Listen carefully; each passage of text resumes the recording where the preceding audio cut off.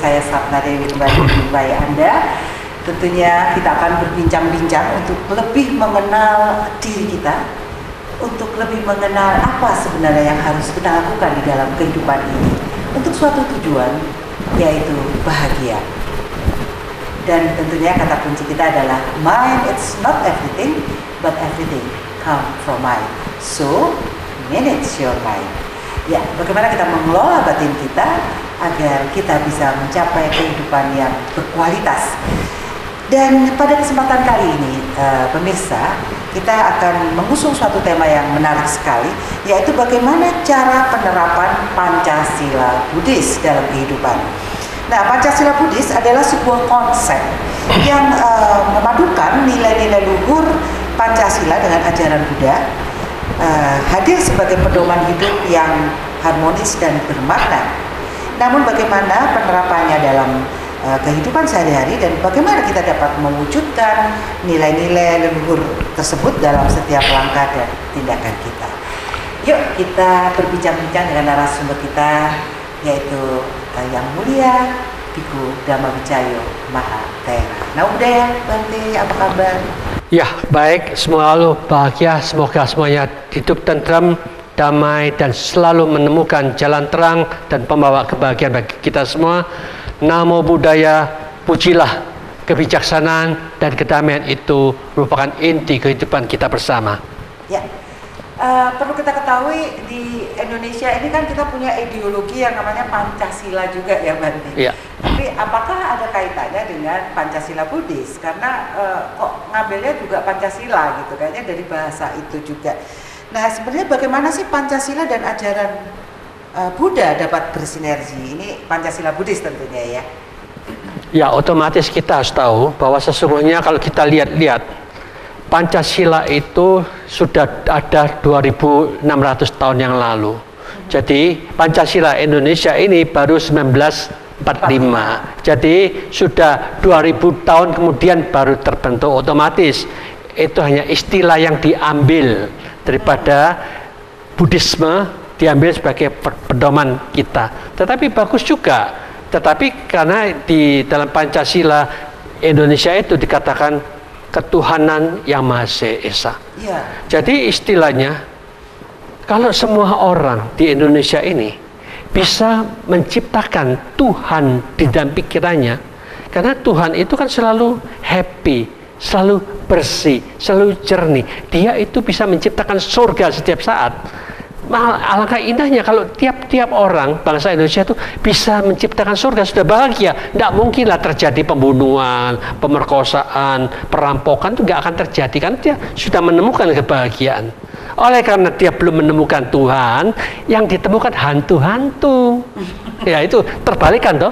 Ya, kalau Tuhan hantu, ya? Iya, akhirnya terbalik jadi hantu. Kenyataannya memang banyak hantu-hantu yang berkeliaran ya. Maka itu marilah kita bersama-sama, agama itu mencegah jangan hantu berkembang pesat untuk bisa manusia itu jadi Tuhan masing-masing, batinnya jernih, bersih, mampu menciptakan surga di mana-mana. Itulah sesungguhnya harapan kita seperti itu. Ya, berketuhanan yang Maha Esa kalau di dalam sudut pandang Buddhis itu sebenarnya bagaimana, Bante? Apakah Dhamma itu sendiri yang disebut? Sesungguhnya gini toh, kan istilahnya bagaimana kita bisa menemukan jalan untuk menemukan apa itu Tuhan yang tertinggi, yang teragung, yang tersuci.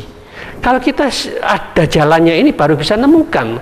Kalau kita tidak menjalankan ini, ya nggak ada jalannya, nggak ada jalannya, gimana kita bisa menemukan Tuhan? Ya. Kita jujur aja. Hanya agama Buddha yang menjelaskan jalan untuk bisa menemukan Tuhan, yaitu dengan bagaimana kita di dunia ini bisa menciptakan damai dan bahagia, terutama tata kelola ucapan dan perbuatan kita yang kita sebutkan sebagai sila, moralitas itu. Kalau moralitas ada di dunia ini, dunia tidak akan perang. Kenapa? Sang Buddha sudah menekankan di dalam moralitas itu kita tidak boleh berdagang senjata, obat-obatan kimia yang bisa memati, membunuh makhluk yang lain. Kalau ini tidak ada yang menciptakan, tidak ada pabrik yang menciptakan senjata, bom, macam-macam, otomatis perang tidak akan terjadi.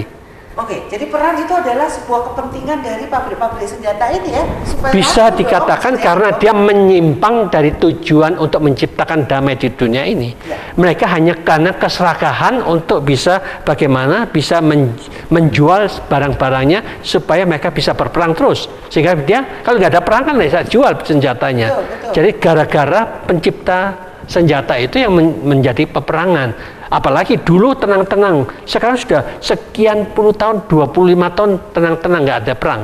Tahu-tahu, waduh, ini sebentar lagi senjataku ini rusak ini rusak, kepala pesawatnya rusak.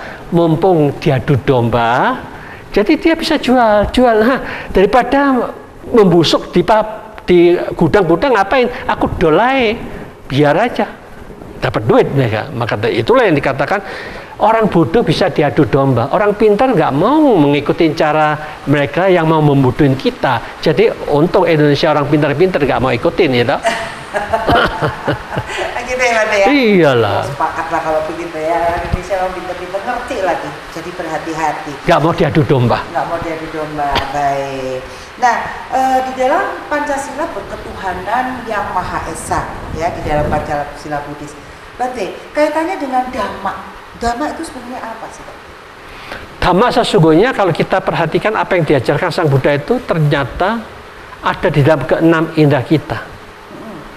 Maka itu mata, telinga, hidung, mulut, tubuh ini ada pintu masuknya ke dalam pikiran kita. Jadi kalau kita belajar keenam indera ini sebagai AI, kalau kita intelijen ini bisa dipelajari seperti ini, kita kan bisa bahagia. Bagaimana arah pikiran kita itu selalu menuju ke arah bahagia, ke arah kedamaian, keheningan itu diarahkan ke sana terus-menerus. Otomatis AI ini akan menjadi manfaat yang luar biasa.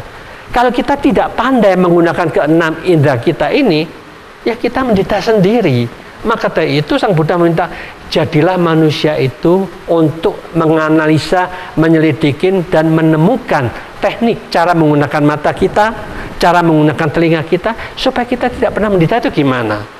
Maka itu kita perlu adanya perenungan berkali-kali. Maka itu kita lihat di Dhamma TV, meditasi pagi malam itu caranya itu sudah diajarkan. Meditasi satu mengendalikan, kedua kita merenungkan mata hari Senin. Nanti hari Selasa mengendalikan pikiran.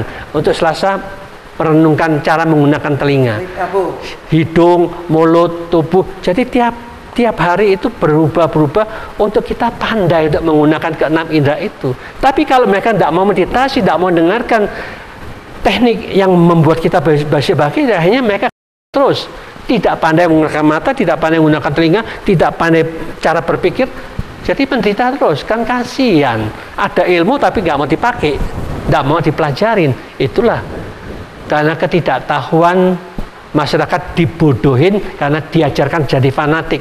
Jangan nonton agama lain, nanti masuk neraka. Kan? Itu takut-takut begitu itu. Ya, berarti kalau hukum seperti hukum tabur tuai atau hukum sebab akibat itu di dalam Buddhisme itu apa sebenarnya? Apakah itu dhamma? Sebetulnya hukum sebab akibat kan biasa aja.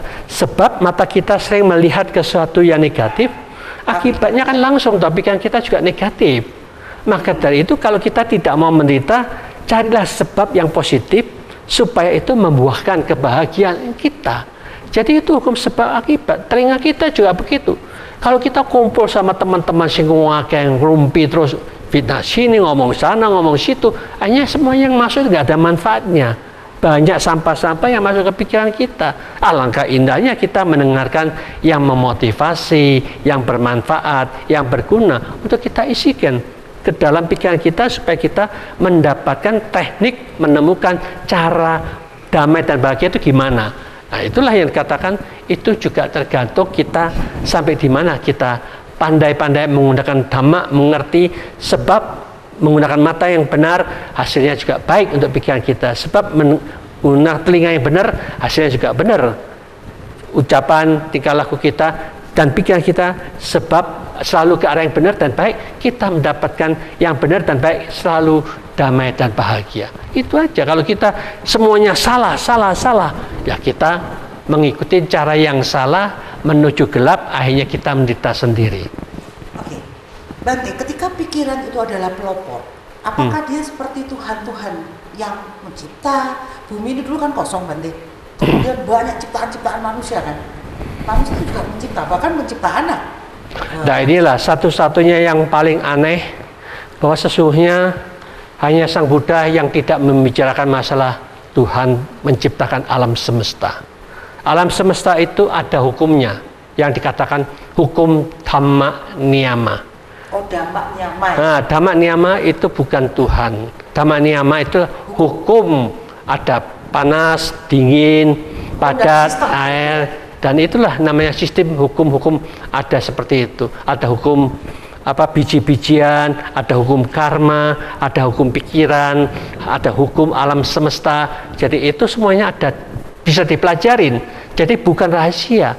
Jadi apapun juga itu bisa dipelajarin, bisa ditimbulkan ilmunya. Maka dengan demikian inilah yang dikatakan, kalau Tuhan tidak ada yang bisa dipelajarin, tidak bisa dibuat manfaat ke dunia ini. Maka dari itu di Tiongkok itu mereka memahami hukum yang benar, yang baik, yang berguna untuk kesejahteraan, untuk kemajuan ilmu pengetahuan. Mereka fokusnya ke sana. Tapi mereka berkembang secara materi, ilmu pengetahuan, pembangunannya luar biasa.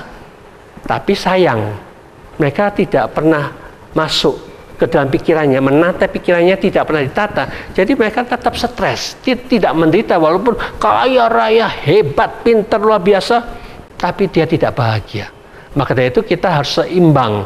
Umat Buddha itu harusnya seimbang, kaya duniawi juga kaya batinnya. Dengan dua-duanya kaya inilah yang namanya kesejahteraan merata, semuanya tercukupin. Batin kita juga puas, batin kita juga damai, batin kita juga bahagia, semuanya bahagia. Oh, itulah yang namanya perfect. Oke, baik, Bante. Apakah karena kemampuan otak yang kecil ini untuk memahami hukum dan sistem jagat semesta, sehingga ada sebuah metode-metode di mana agama-agama itu menceritakan tentang mahasosok, sehingga sesuatu yang akan ditakuti gitu. Ini jadi jam dulu, nanti kita jadi pembicaraan yang menarik nanti. Bagi saudara TV ingin tahu bagaimana kisahnya Jan Warwai. Kita kembali ke satu ini.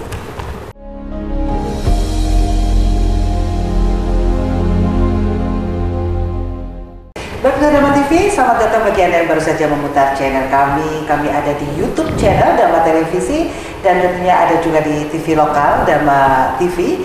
Dan tentunya apa kabar bapak-bapak, ibu-ibu yang suka menyapa saya dimanapun, dan selalu senang dengan acara-acara di Dhamma TV yang selalu membawa kedamaian di hati dan membuka wawasan bagaimana sebenarnya cara berpikir yang benar.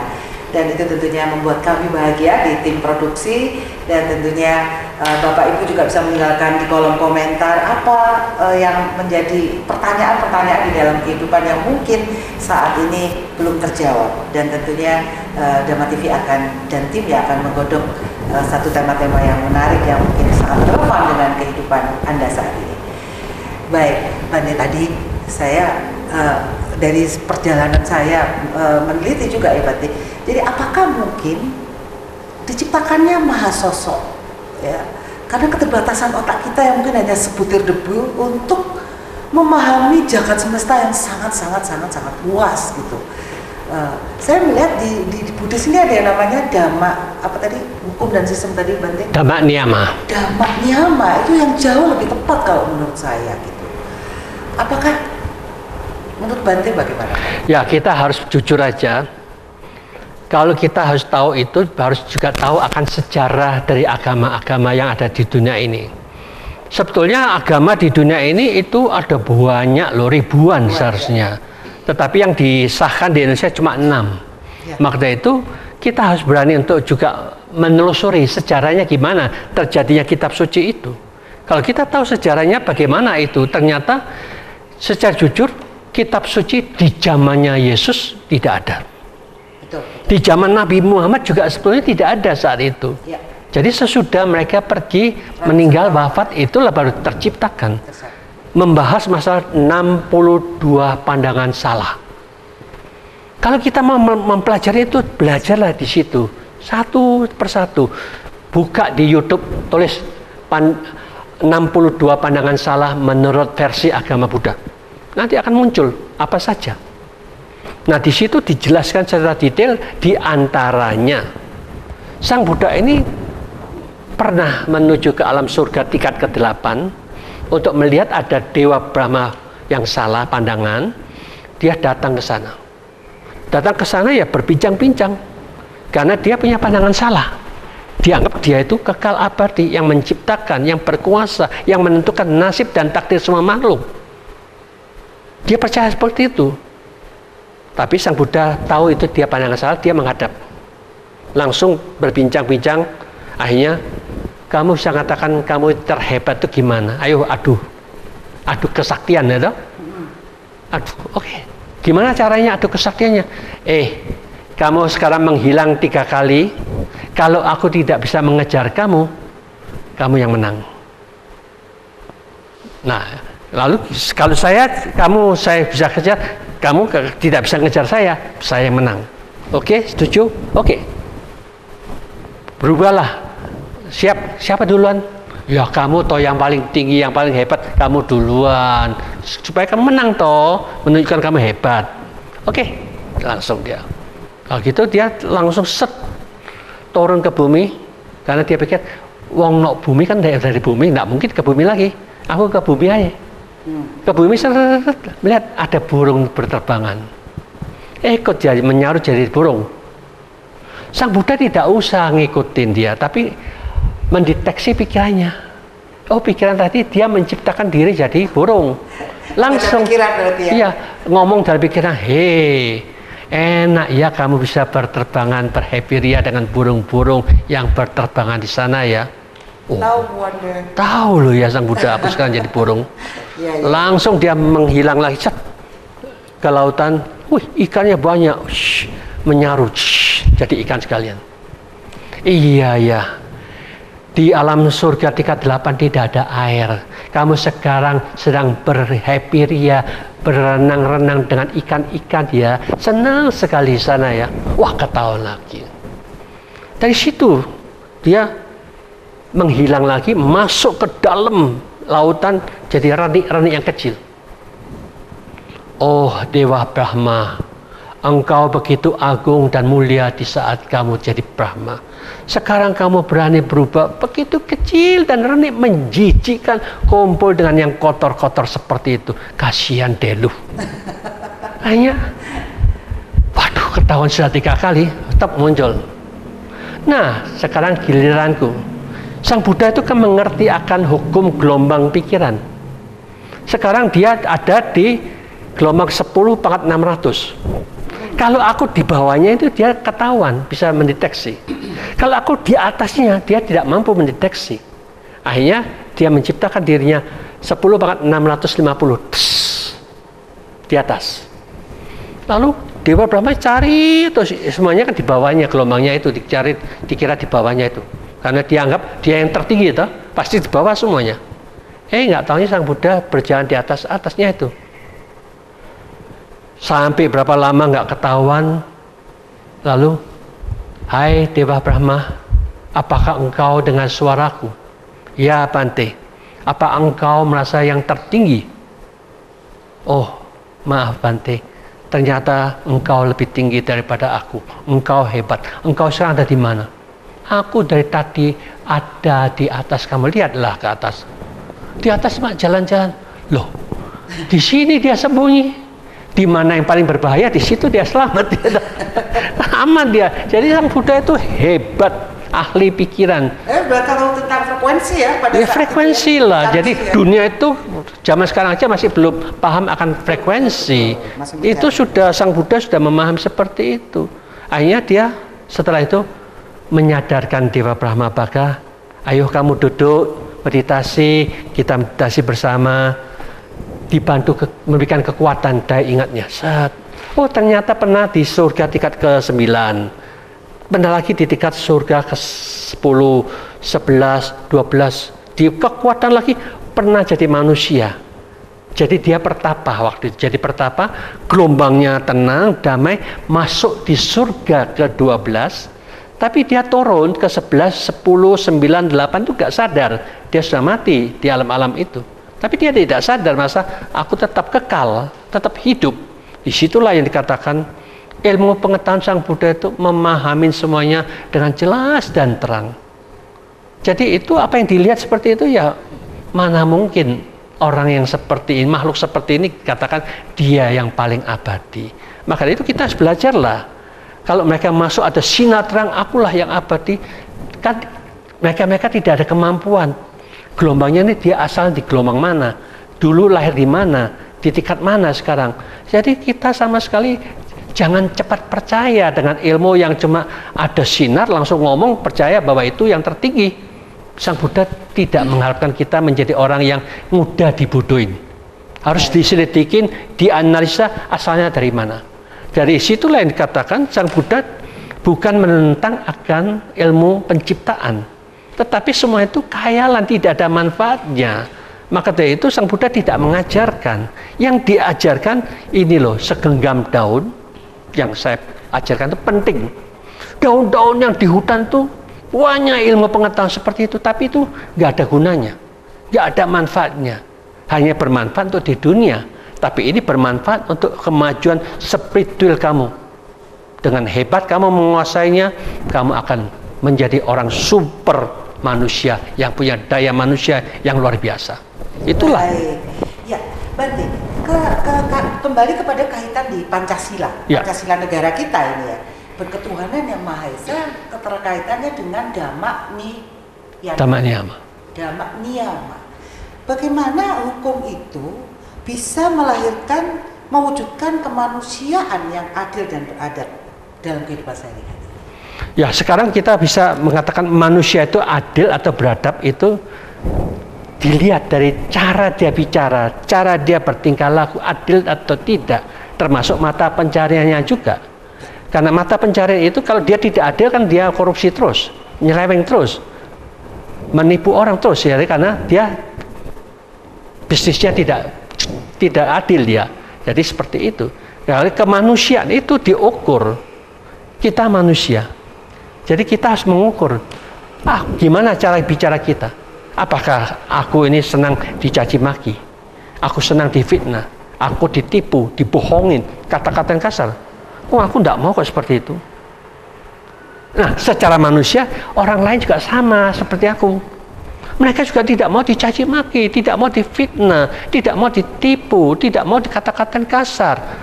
Nah, dengan cara seperti inilah namanya kemanusiaan itu dilihat awakku kepiye, mereka juga sama seperti itu, tidak mau seperti itu. Nah, dengan demikian inilah Pancasila itu dijalankan dengan sistem seperti itu, kemanusiaan. Yang adil itu bagaimana kalau kita adil itu, aku nggak mau dipukul ya jangan mukul wong. Jangan mencubit kalau mau mencubit. Gitu aku ya. tidak mau dirampok ya jangan merampok orang. Ya.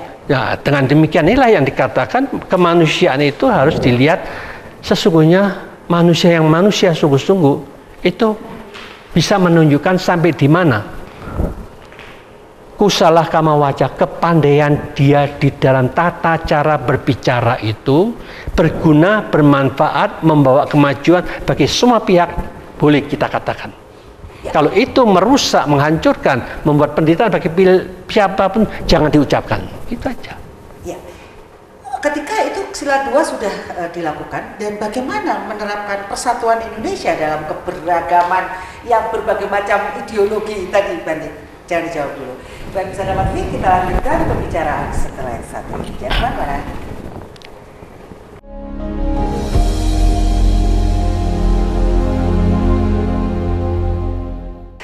Ya, baik pemirsa Dhamma TV, kita masih membahas tentang bagaimana cara menerapkan Pancasila Buddhis dalam kehidupan sehari-hari. Pancasila sebagai dasar negara dikaitkan dengan Pancasila Buddhis. Ya, tadi Bante sudah katakan bahwa bagaimana kita menerapkan sisi-sisi kemanusiaan yang adil dan beradab di dalam kehidupan kita. Dan kemudian bagaimana menerapkan persatuan Indonesia, dan kemudian bagaimana kerakyatan yang dipimpin oleh hikmat kebijaksanaan dalam Pancasila Buddhis diwujudkan, dan bagaimana mewujudkan keadilan sosial bagi seluruh rakyat Indonesia dalam prakteknya. Ini Pancasilanya Indonesia nih, Bante. Bisa dikupas nggak dengan kaitannya dengan Buddhism? Ya, sesungguhnya kan kita harus lihat persatuan Indonesia. berarti semua rakyat Indonesia itu maunya apa? Masing-masing kan semuanya bagaimana kita bisa bahagia toh? Betul. Nah inilah kebahagiaan, inilah yang harus kita tekankan. Kebahagiaan itu letaknya di mana? Punya duit banyak. Maka dari itu, kalau kita katakan uang banyak itu kita harus bekerja keras, berjuang dengan sungguh-sungguh. Maka dari itu kebahagiaan sesungguhnya adalah kemampuan kita memanage, cara menggunakan mata kita. Apapun yang kita lihat, kita tidak pernah mendeta lagi dengan penglihatan itu. Tetapi kalau yang kita lihat itu bisa membuat kita sedih, membuat kita takut, membuat kita bingung, membuat kita stres, membuat kita jengkel, marah, timbul nafsu dengan penglihatan itu. Berarti kan kita menderita tapi tidak sadar. Yang sampah-sampah itu dikira itulah menyenangkan. Maka dari itu yang dikatakan harus jujur, harus tahu apa itu kebahagiaan. Maka itu Sang Buddha katakan naki santi paramang sukang. Tiada kebahagiaan yang melebihi kedamaian. Jadi apapun yang kita lihat itu, lihatlah dengan penuh kesadaran untuk bisa menimbulkan kedamaian dan batin dan pikiran kita. Itulah sesungguhnya bahagia. Kalau kita benci, jengkel, bingung, takut, cemas dengan penglihatan itu namanya kita tidak bahagia. Jangan dipegang sebagai pedoman kita. Bante, misalnya nih, saya menjabat di suatu jabatan. Berhubungan dengan pengusaha-pengusaha yang ada gitu. Saya adalah penentu kebijakan misalnya, Bante. Nah pada saat itu sang pengusaha memberi saya salam tempel lah. Bahagia dong saya, Bante. Tapi apakah itu menyalahi? Ya inilah sekarang kita harus jelas-jelas untuk mengetahui juga. Pasti yang kasih salam tempel itu merasa dia kalau kasih sebegini nanti untungnya kan lebih besar. Oke. Tapi yang terima itu, wah aku terima besar ini. Gak apa-apa jadi ya. Seolah-olah dia merasa tidak apa-apa. Tapi sesungguhnya yang dirugikan masyarakat, yang dirugikan negara itu berapa banyak? Harus dipikirkan toh itu. Kerugian negara kita berapa? Seharusnya ini kalau dihitung-hitung harusnya pajak, kalau kena pajak itu 30%. Karena daripada aku bayar 30%, bis tak kayak kamu 5%, aku bayarnya cuma 3%. Jadi kan berarti hilang 22% ini. Yang 5% sudah besar ini. Jadi dengan sistem seperti inilah yang dikatakan mengapa negara ini jadi rugi terus gara-gara ada korupsi itu. Karena masing-masing itu karena ada keserakahan mau terima. Dikira itu sudah besar luar biasa daripada kalau 30 triliun misalkan dia bayar pajaknya, kalau dia kasih cuma 5% ke sini, yang dibayarkan negara 3%, sisanya 22% kan lebih menguntungkan daripada semua masuk ke negara, aku cuma nggak dapat apa-apa. Berarti mengutamakan kepentingan pribadi di atas kepentingan kesejahteraan masyarakat. Itulah namanya pejabat yang egois itu kan hanya mementingkan kantongnya dewi, tidak memikirkan negara ini utangnya akeh. Bahagia nggak kayak gitu? Ya sudah jelas dia kan menyimpang. Menyimpang itu tidak ada hukum yang bisa katakan kita tidak salah. Tetap kita harus bertanggung jawab di alam sananya. Karena tidak ada istilahnya ada kekuatan yang mampu menghapus dosa kita. Kalau ada ajaran yang bisa mengajarkan ini loh cara mantra ini loh menghapus dosa kamu, cara begini menghapus dosa kamu, itu berbahaya mengajarkan seperti itu. Jadi itulah yang menyebabkan korupsi, kejahatan merajalela gara-gara program yang salah, yang dimasukkan ke dalam pikiran-pikiran orang yang tidak berlogika, terima mateng apa adanya, podo enaknya katanya. Itulah, jadi kita tidak bisa bersatu gara-gara tidak mengikuti jalan yang benar. Tapi orang-orang yang mengikuti hukum yang benar malah dimusuhin, cepet-cepet diautkan. Nah itu keluarin, maka itu susah. Kalau cara seperti ini harus tegas, berani terbuka bahwa yang salah tetap salah, yang benar itulah harus didukung, jangan dipecat. Jadi yang dimaksud dengan dipimpin oleh hikmat dan kebijaksanaan. Ini lah ya itulah. Ini loh. Ini apa maksudnya ini? Hikmat dan kebijaksanaan. Kebijaksanaan itu adalah bagaimana kita bisa semuanya itu mendapatkan win-win solution. Otomatis para pejabat kan mereka sudah dapat dapat gaji yang besar, gitu. Sudah semua dapat fasilitas yang baik. Tapi mereka itu yang serakah karena tidak mau cukup segitu itu. Maunya kalau bisa 20 kali lipat. tiap bulannya tambah 20 kali, kalau bisa 2000 kali. Jadi itulah yang menyebabkan dia tidak adil, karena dia sendiri serakah, tidak mau memikirkan untuk membantu negara yang sedang banyak utang di mana-mana. Tapi masing-masing sini sana situ korupsi-korupsi, sebenarnya berapa banyak? Kalau seandainya dari sekian ribu orang yang tadinya korupsi-korupsi, ini tidak terjadi korupsi, kan peningkatan hasil masih ada itu, wah, 1000 kali lipat daripada yang sekarang ini, kan luar biasa. Jadi bisa dibayangkan kalau ini 1000 kali lipat, sekarang penghasilan APBN masuk berapa? Misalkan masuknya 500.000 triliun misalkan. Kalau ini bisa 1000 lagi, waduh, 500.000 triliun, waduh, luar biasa. Dapat membantu kesejahteraan jadi kesejahteraan masyarakat, karena dananya banyak, bangun ini bisa, bangun sana bisa, bangun situ bisa, semuanya ada. Fasilitasnya terbentuk dengan baik, rakyat terbantu. Jadi BPJS nggak usah bayar karena rakyat sudah berlebihan. Oke. Itulah yang namanya keadilan sosial. Keadilan sosial akan terwujud. Maka dengan demikian inilah yang dikatakan mengapa terjadi ini, keserakahan manusia ini yang sumber utama. Maka itu manusia itu harus belajar bagaimana mengurangi keserakahan. Kedua ya, kita karena kebodohan itu menyebabkan kita mengikuti sistem yang bodoh, salah jalan semua, karena kita ada mantra tertentu, dosanya bisa dihilangkan, bisa diampunin, bisa dinetralisir. Nah itu ya kesalahan-kesalahan di situ, itu jangan diajarkan, jangan ditekankan. Salah tetap salah. Jadi dengan demikian ya kita harus lebih ekstra hati-hati. Kalau kita tetap sembrono ngikutin cara yang lama, Indonesia tidak akan maju. Tetap miskin karena seharusnya 1000 kali lipat dari penghasilan sekarang ini bisa didapat gara-gara egoisme dari orang-orang pejabat ini. Kan kasihan, dia terlalu serakah, dia harus dihukum, rampas semua hartanya, masuk negara. Nah, itu akan menjadi sesuatu yang ditakuti oleh mereka. Tapi DPR malah nggak setuju tuh, nggak mau tantangan. Ya kita demo nanti. Nah ini karena mereka termasuk grup di dalamnya. Sendiri. Nah Bante, bagaimana Meta dan Karuna? Ini Meta dan Karuna bukan bahasa populer di Indonesia. Mendukung Pancasila Buddhis. Meta dan Karuna itu kalau diterjemahkan apa sih Bante di dalam bahasa Indonesia nih? Cinta kasih dan kasih sayang. Oke.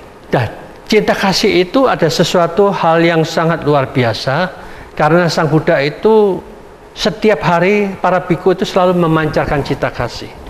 Setiap kita kebaktian selesai selalu mengucapkan semoga semua makhluk hidup berbahagia. Nah itulah kita harus cari ke dalam diri kita. Bagaimana kita bisa bahagia setiap saat?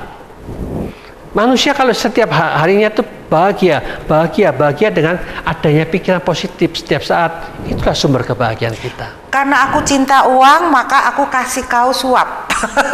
Bisa loh cinta kasih Bante. Serendah itukah? Bagaimana ya itulah, itu namanya karena aku tahu kamu serakah, butuh duit banyak, aku tambahlah keserakahan kamu supaya kamu tambah seneng. Karena aku cinta sama duitku Bante. Bukan ya, cinta aku kasih gak bayar pajak namanya. Nah, itu cinta kasih yang sekualitas apa sebenarnya Bante? Ini Meta dan Karuna ini. Ya itulah cinta kasih itu sebetulnya kan istilahnya bagaimana kita bisa menata pikiran kita dengan tepat guna, tepat arahnya. Karena kita kan sering juga mengatakan semoga semua makhluk hidup berbahagia. Di mana munculnya pikiran positif, itulah sumber bahagia kita. Atau kita ucapkan sadar damai berulang-ulang, kita juga bahagia. Atau kita ucapkan Omitofo, Omitofo, atau Om Mani Padme Hum. Nah, dengan cara seperti ini kita tahu di mana muncul pikiran positif, aku mendapatkan kebahagiaan. Udah. Lalu kita harus tahu semoga semua makhluk hidup bebas dari penderitaan, bebas dari kebencian, bebas dari kesakitan, bebas dari ketakutan, bebas dari semua pikiran negatif, bebas dari semua masalah. Nah inilah yang kita pikirkan, bagaimana kita bisa bebas. Karena kita masih ada. Cara berpikir yang gimana supaya kita bebas itu. Perumpamaan apa yang harus kita jalankan. Nah itulah yang harus kita uraikan bersama-sama dan dijalankan. Bukan asalnya cuma hafal. Kalau kita bisa jalankan dengan mantap, yang negatif itu ada di dalam, Yang di atas ini hanya mengamatin ini kita bebas dari penderitaan. Oh, cara begini kita bebas dari penderitaan. Kalau kecemplung aku menderita. Oh, enak diletakkan di bebas ini aku bebas dari penderitaan. Nanti kita lanjutkan lagi kalau ya. Bagaimana sila dan samadhi membantu mewujudkan nilai-nilai Pancasila Buddhis itu tadi, juga meditasi. Ya. Baik, nanti kita akan bahas setelah satu ini. Jangan kemana-mana.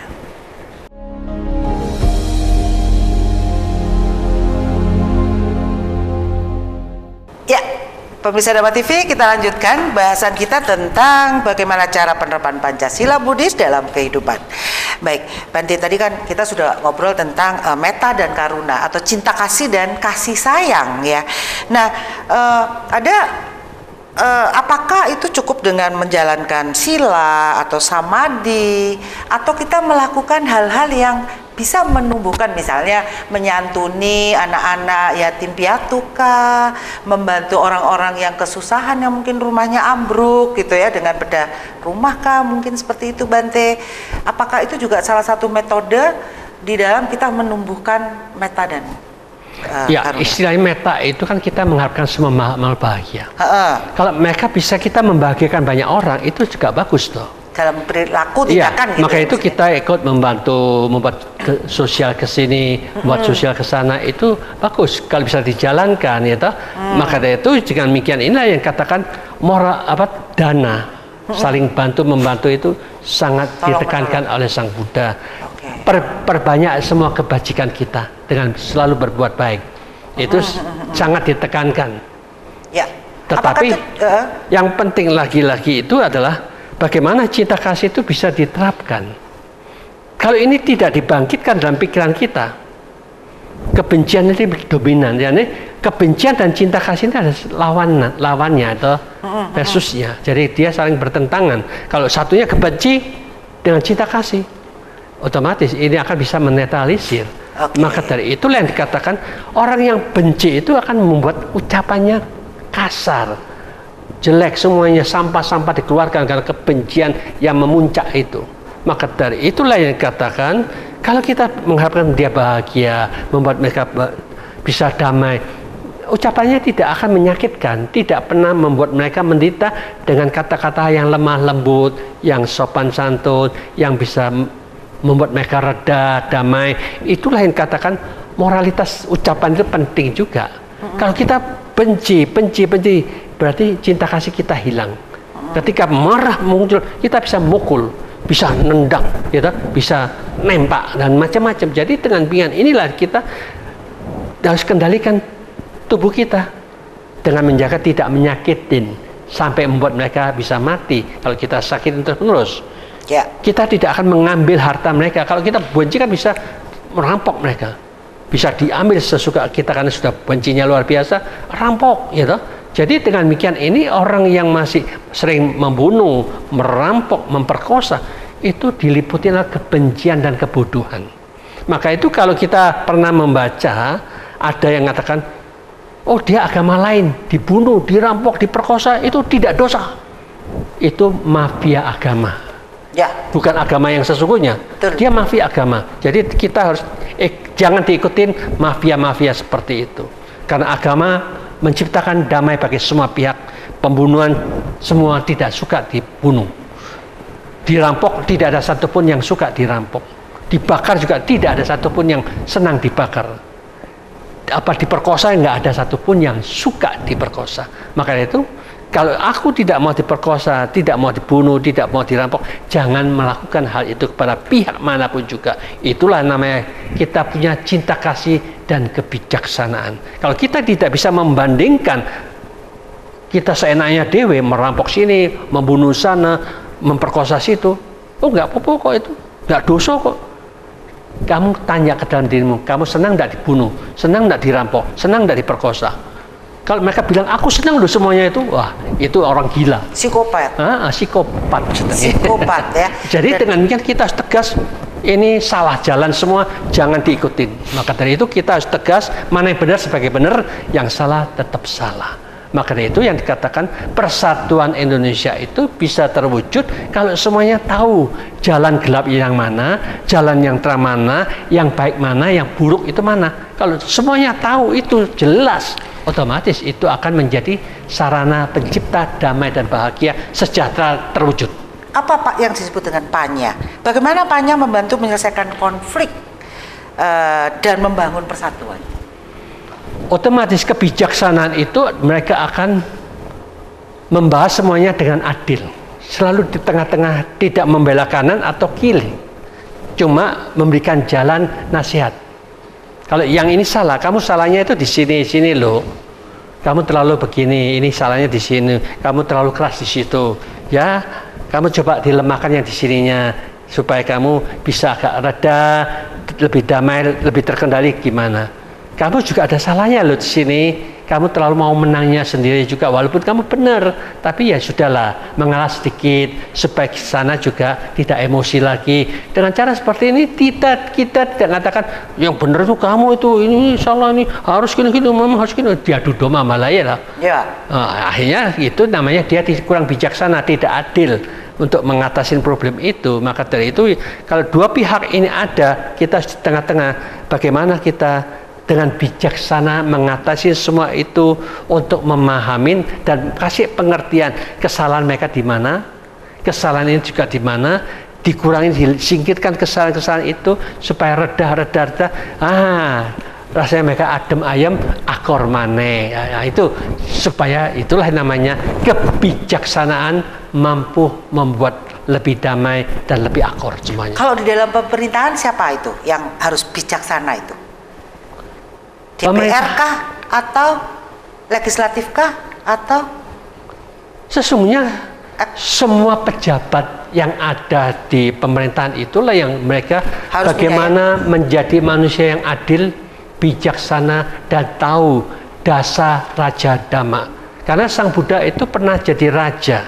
Dia mengikuti jalan 10 cara untuk menjadi raja yang terhormat, raja pemimpin yang terbaik. Itu dijalankan dengan baik, itulah kemakmuran, kesejahteraan, perkembangan yang luar biasa, dan beliau dihormatin di mana-mana karena itu pemimpin yang super dahsyat, melakukan semua di dalam jalur yang benar, yang baik, yang berguna bagi kepentingan semua makhluk.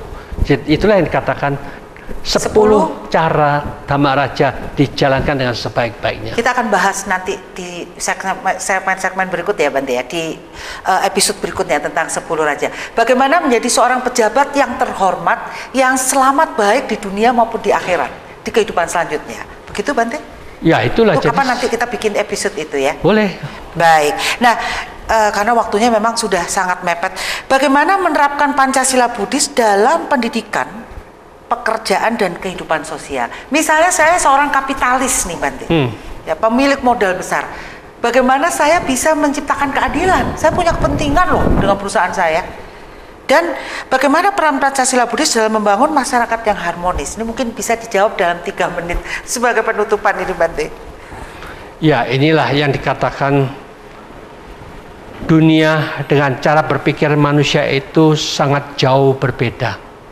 Maka dari itu yang terpenting adalah bagaimana kita bisa menata pikiran terlebih dahulu untuk mampu menciptakan cinta kasih terwujud dalam pikiran kita. Itulah sesungguhnya inti poin yang sangat-sangat harus kita bangkitkan terus menerus. Kalau kita sudah menciptakan pikiran ini penuh dengan kedamaian, penuh dengan kebahagiaan setiap saat, pasti apapun yang kita lakukan, baik yang kita ucapkan, apapun yang kita kerjakan juga sesuai dengan pikiran positif itu, semuanya akan jadi positif. Dijalankan dengan baik, dijalankan dengan benar, otomatis itu akan menciptakan anak buah kita, lingkungan kita, semuanya merasa pemimpin-pemimpin yang ada di sekitar kita itu semuanya sudah dipimpin dengan pikiran yang terpimpin dengan baik, akhirnya akan menciptakan kondisi yang sangat kondusif, yang sangat menyenangkan, yang sangat membahagiakan, membuat semuanya merasa aman, terlindung, menemukan pemimpin yang begitu adil dan selalu mereka menciptakan kedamaian bagi semua pihak, alangkah indahnya masing-masing tiap hari bersama-sama masuk kerja, alangkah indahnya masing-masing meditasi bersama, mengendalikan pikiran tenang, pancarkan cinta kasih dengan terus-menerus dengan mengucapkan semoga semua makhluk hidup berbahagia, bebas dari penderitaan, bebas dari kebencian, bebas dari ketakutan, bebas dari kesakitan, bebas dari semua pikiran negatif, bebas dari semua masalah.